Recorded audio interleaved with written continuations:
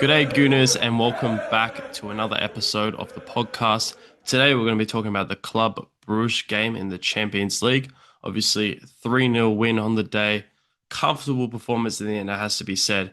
But may as well just get straight into it. Obviously, no George again today. He will be back joining us on Sunday for the Wolves podcast. We're going to be previewing Wolves today as well, so stay tuned for that. But yeah, Club Brugge in the Champions League, comfortable game. Straight into it, the lineup again. It wasn't as rotated, as I thought it would be. I thought Kepa would come in.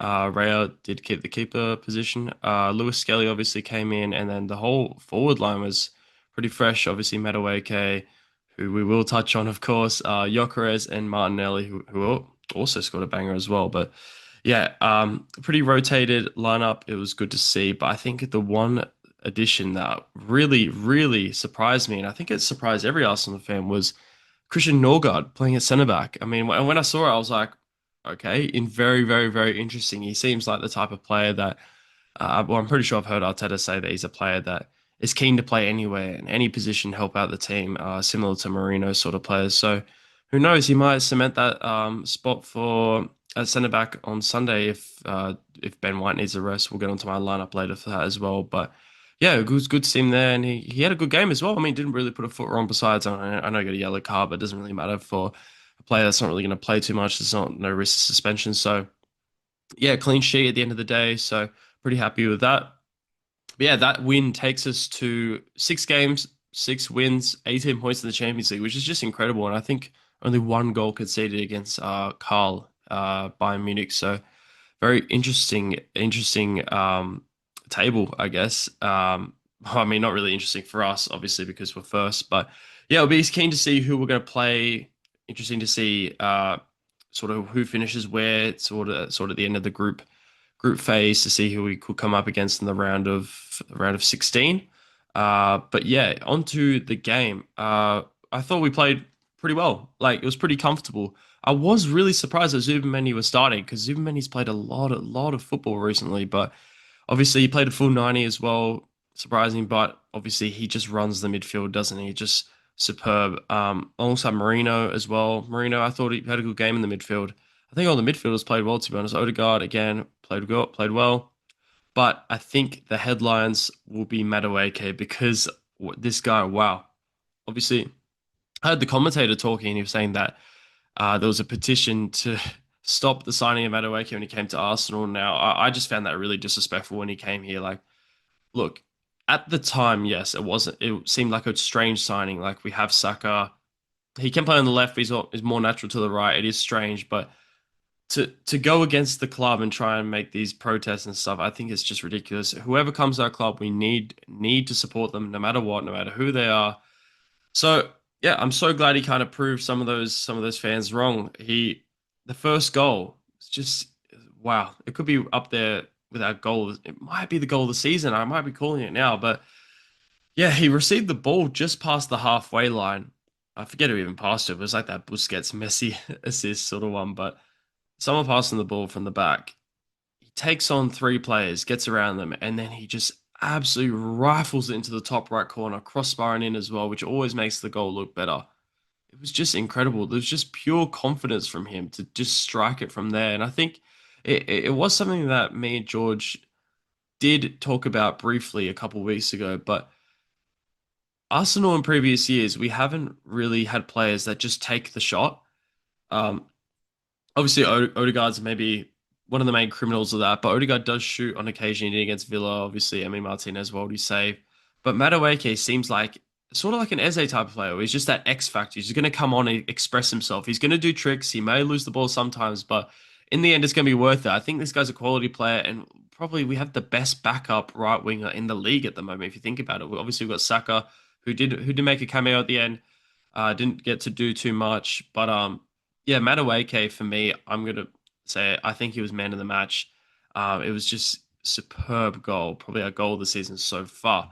But yeah, obviously 1-0 at half time. I was very comfortable, very comfortable. Obviously, I'm always a bit greedy when it comes to these sort of games, like lesser opposition. No disrespect to Club Brugge. I thought they played all right. They had a few chances, better than what I thought they would be. They had a few chances, especially like us shooting from outside the box. So, um, yeah, at halftime, I always get a bit greedy because I want goals. I want to see goals because I always think that score like beating these teams like 3, 4, 5 nil is always a positive for our season. Like, look, we could win that game 1-0, and then it's not as satisfying. We look at Man City. Man City, when they've won the titles in those years, they've been ruthless against teams. I know that that's in the Premier League as well, which I think we do need to work on being more ruthless in the Premier League. I think we'll have an opportunity to do that on Sunday, and I want to see us take that opportunity. But yeah, we need to be ruthless because it just helps the fluidity of everything in the team. If we're scoring goals, that's the most important thing in football. Let's just keep scoring, you know what I mean? So I was really, really happy when the boys came back out second half and we snagged 2 goals in the first 10 minutes. Like the first goal was really just really weird. It was a weird goal, wasn't it? I mean, maybe it was just me, but it, Zubimendi was sort of on the left wing, and he kind of crosses it in. I don't know if it takes a deflection. It kind of just really dips, and Madueke is just there to tap it in. Like I think I wasn't really concentrating too much on the goal when it happened because still in the bathroom and stuff from halftime and stuff like that. But came out and I saw the goal and I was like, "What's happened there?" Then like it's just dipped. It's just perfectly on his head. I don't know if Zubimendi meant to perfectly place it there. If he did, wow, credit to him. Even if he didn't, it's superb. Just getting in that area of uncertainty. But Madueke at the right place at the right time, and he gets a brace. And at this point, I was thinking like, could we get another hat trick? Hat tricks are so rare for Arsenal. Obviously, the last one we had was the Eze one, but before that it was Nketiah, and then we had Aubameyang in like 2020, like it was in the 2020s. It was a pretty long time ago. We get one every 2 years, so to be able to get one in the space of 1 month would have been pretty nice, but obviously wasn't to be. But about 8 minutes later, Martinelli absolutely just, I wouldn't say one ups because I think Madueke's goal was better, but matches Madueke's goal. He beats his fullback, kind of gets the ball around him, the ball's like a little bit behind him, just finesses it into the top right corner, and it was just an incredible goal. And it's I think especially for not Madueke, for Martinelli, it's so important when he does score these goals for his confidence because I think Martinelli is a confidence player. I think when his confidence is high, he always seems to beat his fullback. Like if we look at it, like look, I know Trent isn't the best at defending, but Kyle Walker, like one of the best defenders in the Premier League during his time at City, obviously. And Martinelli just had him on strings every single time. But then when you put up Martinelli against maybe when he's not in form, against maybe a lesser fullback, he seems to not be able to beat his man. It's just I think when he knows he can beat the man, he's on a different level. And I really hope that that will give him confidence as well for the foreseeable future because I do think that he is one of our most important players in a certain aspect of playing fast football because he is our fastest player. We've seen him score against Bayern Munich, and obviously, can we just say as well, Martinelli's like scoring in the Champions League so far is just amazing. It feels like he's scoring every single game. I'll quickly get it up, but I'm pretty sure he might be our top scorer in the Champions League so far. Like, I could be wrong, but yeah, he's got 5 goals and 1 assist in 5 games. It's just incredible. Like he is super important for our Champions League campaign this season, and very, very, very excited to see how he's going to crack on, and hopefully he could transfer that form into the Premier League as well. So yeah, obviously 3-0 up, super, super comfortable. I know me, like I'm pretty sure I did predict a 3-0. I think I did 2 score predictions by accident. I think I did 4-0 in the podcast last episode. But then I said 3-0 on the TikTok. So I'll give myself like a half point for this week because I think I kind of cheated a bit. But I did say 3-0 before the game, so I guess it is a prediction, an updated prediction, a bit closer to the game. So I'll take that. But yeah, obviously 3 goals up. It was very comfortable. We kind of took our foot off the pedal a little bit. I think it seemed like we are kind of treating it like a training match. And I mean, fair enough to the boys. They've played a lot of football recently, and if you can get that rest in those times, like last 20 minutes of this game, last 30 minutes, to just play a little bit more chill, not as high intensity, it's so good. And we'll talk a bit more later about the rotations for the Wolves game and how important the rotations are as well because of the Christmas period. We'll get onto that later, but I think we need to talk about it.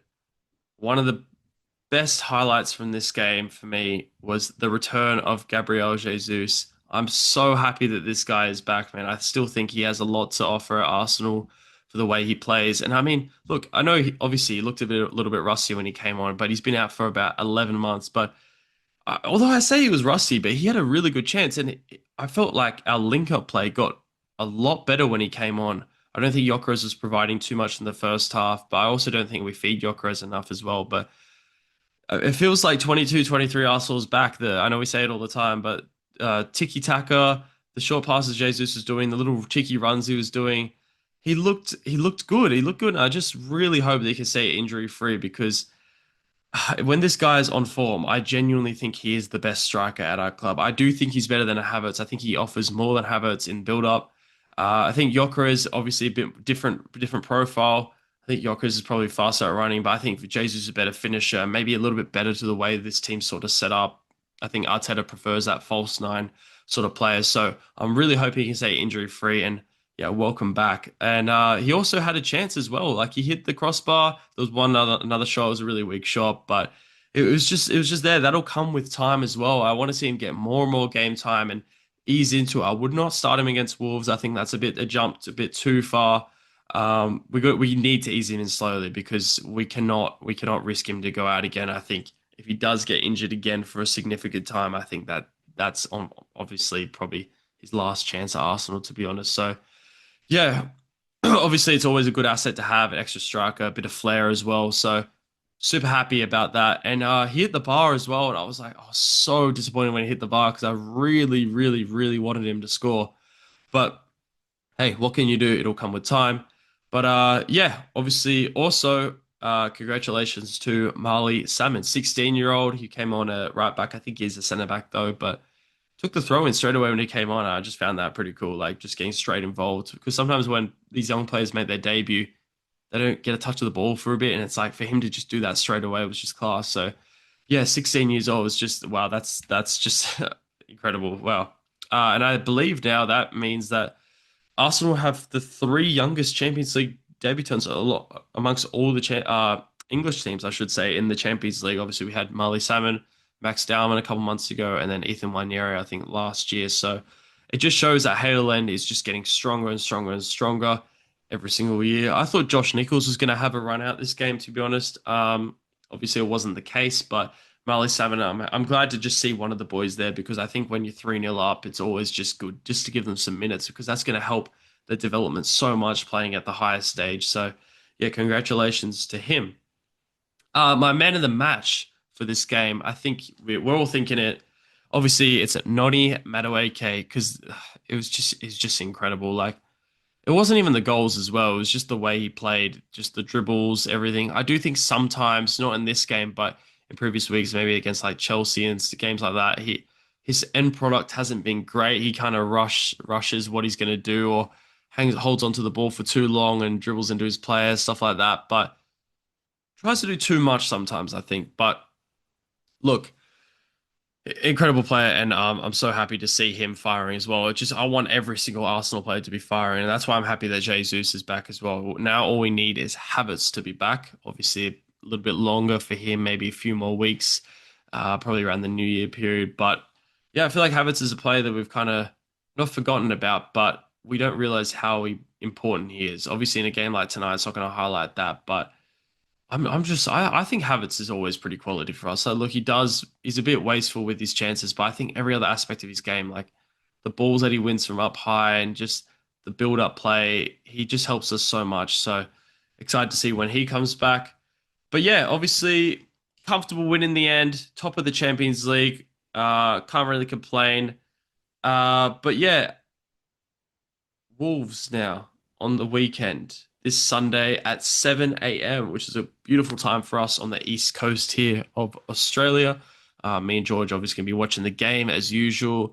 Nice chill Sunday morning. Hopefully, hopefully Wolves don't cause us too many problems. But look, I don't see it. I just can't see it happening. To be honest, they're in terrible form right now. They've got the lowest points tally after 15 games of all a joint lowest, I should say, of all time across all top four English leagues, which is just a record that you probably don't want to get. They could be on track to beat the Derby County record, which is just wow, that would be really disappointing with especially with how competitive the Premier League, how much more competitive the Premier League has gotten since that.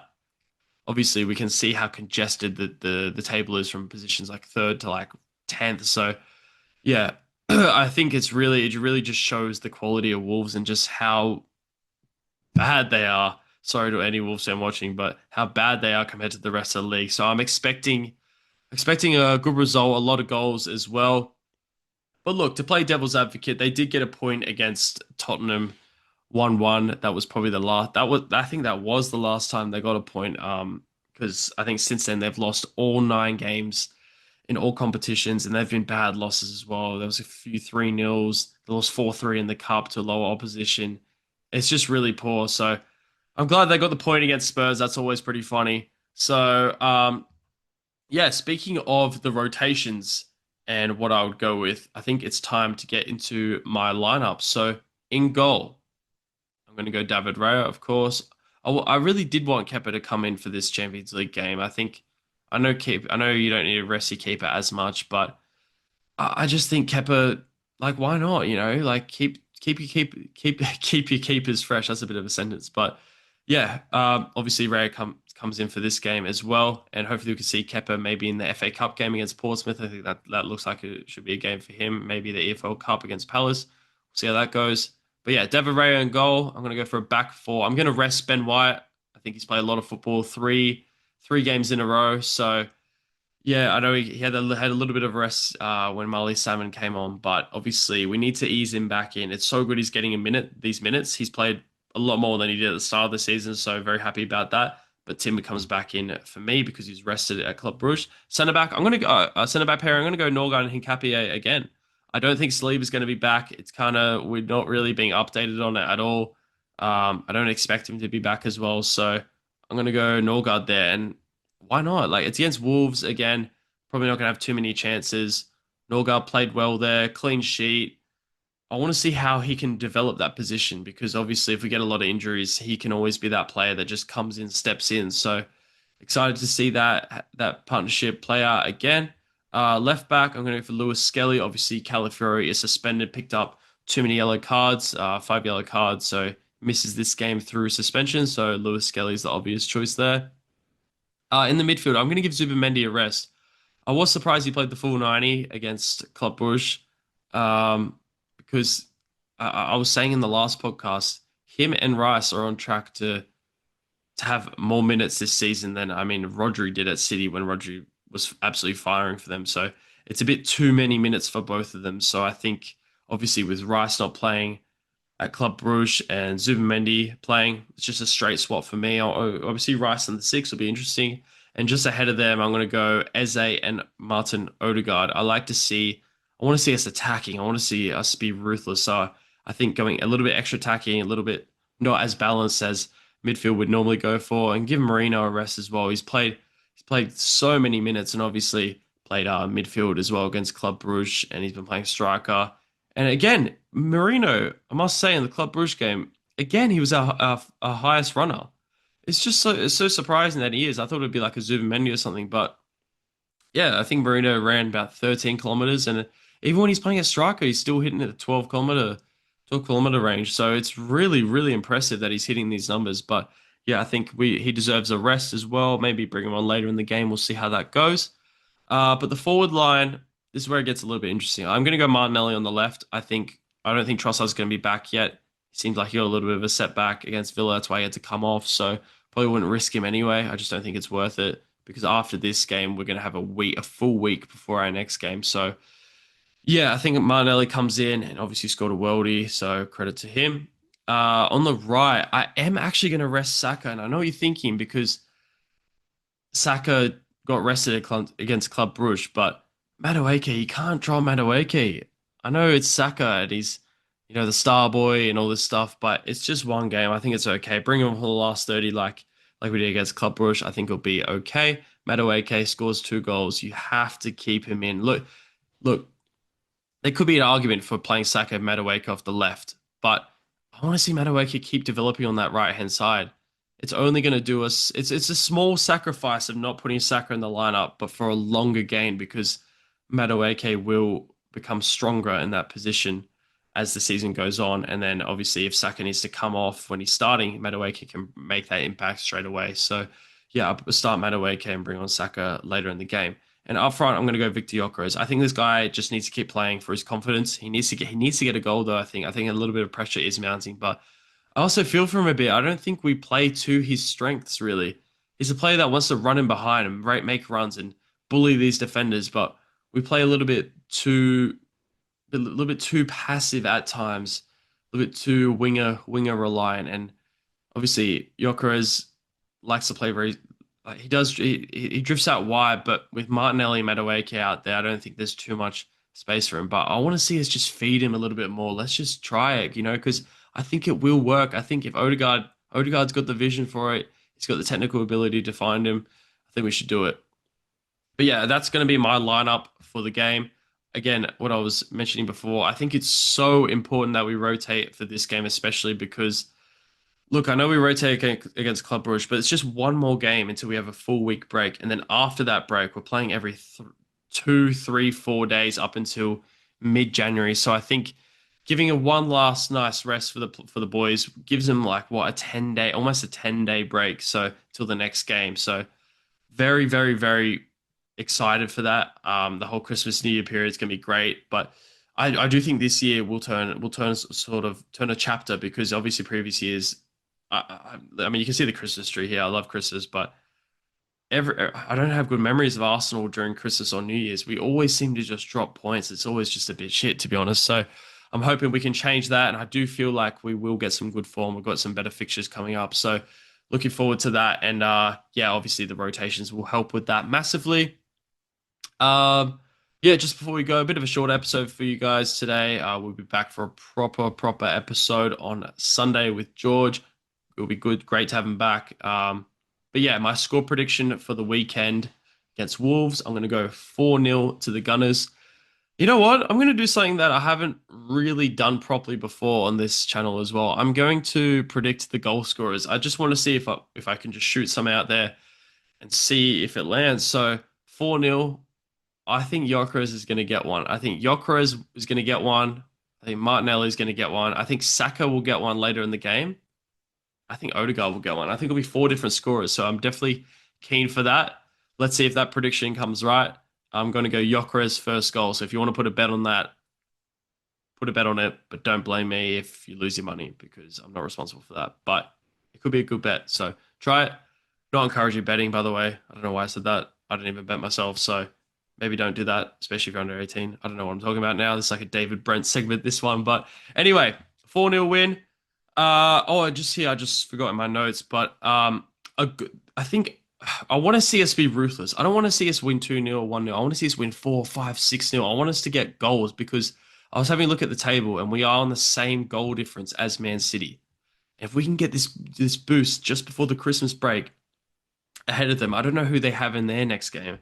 I'll have a quick look, but they have Crystal Palace away, so that could be that can sometimes be a bit of a tricky game, but this can be a chance for us to just get that little extra edge. So, it's just extra little bit of buffer. Obviously, we dropped a few points. The gap's only 2 points now, which is honestly a bit scary. I can't lie.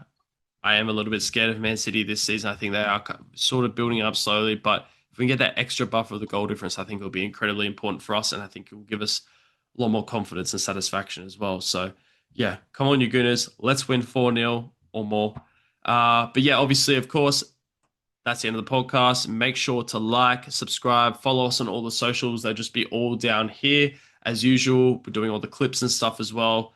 So, yeah, shout out to all the listeners. Shout out to all the Spotify listeners as well. Logan, again, of course, the absolute legend, and all the people supporting on TikTok. All that great stuff. But yeah, that's all from me.